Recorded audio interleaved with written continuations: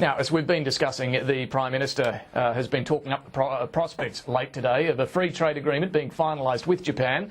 Before he leaves Tokyo very early tomorrow morning, he's heading on to South Korea, where a similar deal has been finalised.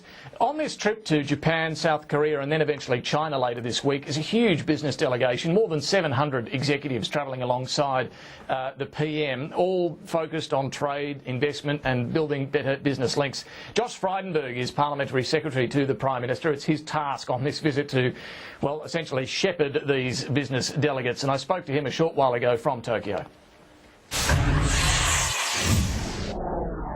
Josh Frydenberg, thanks for your time. Will we see this free trade agreement finalised during the Prime Minister's visit there? Look, we're very hopeful, and if it's not done, it won't be through a lack of trying, because Andrew Robb's done a sterling job in leading the negotiations over a long period of time, and we're very, very close. There are some outstanding issues, obviously, in relation to agriculture, but we're looking for a comprehensive deal, a good deal, and one which will elevate the economic relationship to the level in which our very strong political partnership with Japan now currently sits. So we are very, very hopeful, and certainly the Prime Minister and Andrew Robb are doing everything they can to conclude the deal. Well, beef seems to be the sticking point, the final sticking point here. Japan currently imposes a tariff of nearly 40% on Australian beef, 38.5%. Australia wants that roughly halved. Is that going to happen? And what will it mean for Australian exporters? I think it will mean hundreds of millions of dollars in additional export revenue for the beef industry into Japan. We're already the largest exporter of beef into Japan, and Japan is Australia's largest beef export market, and it totals well over $1 billion on an annual basis. So if we can reduce that tariff from 38.5% down significantly, I think that will have a big dividend, David, for Australian farmers. Some of the other sectors where we're focusing on include wine. Currently there's a 15% tariff on wine, and if you go back to 2006, Australia had around 5% of the Japanese market, whereas Chile in 2006 had 7%. Wind the clock forward to 2012, and Chile has 17% of the market, largely a product of an FTA with Japan, and Australia has fallen to 4%. So if we can reduce significantly the tariffs on wine, I think that will also help our exporters in Australia. Your job really is to shepherd the enormous business delegation on this visit. Given the size, the hundreds that are on this business delegation travelling alongside the Prime Minister, what do they really get out of it, given they are one of so many? Well, it's a very senior delegation, as you say. 27 of Australia's top business leaders are here in Japan, including the CEOs of BHP, Rio Tinto, Fortescue, Woodside, Santos. Kerry Stokes is here from Channel 7.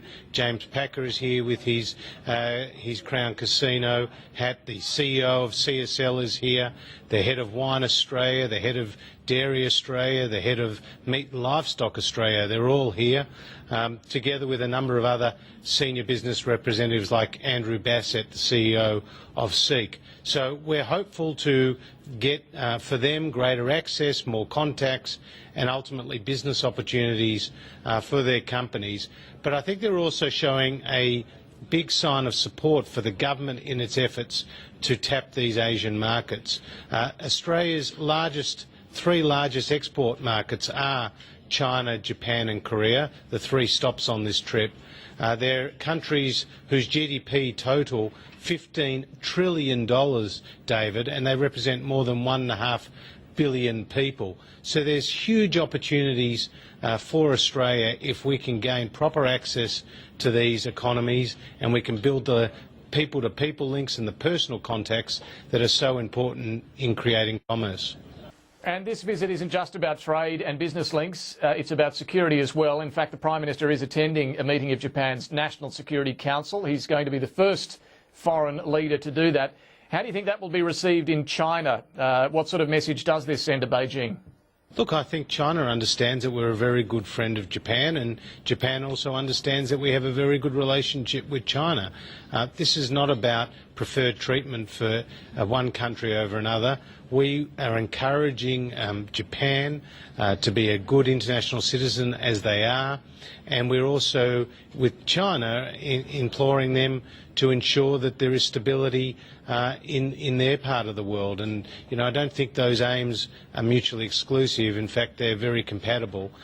We make no apologies for our alliance relationship with the United States and for our good security ties with a number of countries in the region. So I think it's a real vote of confidence in how the Japanese view the Prime Minister of Australia, that he is being invited as the first world leader to address this National Security Committee.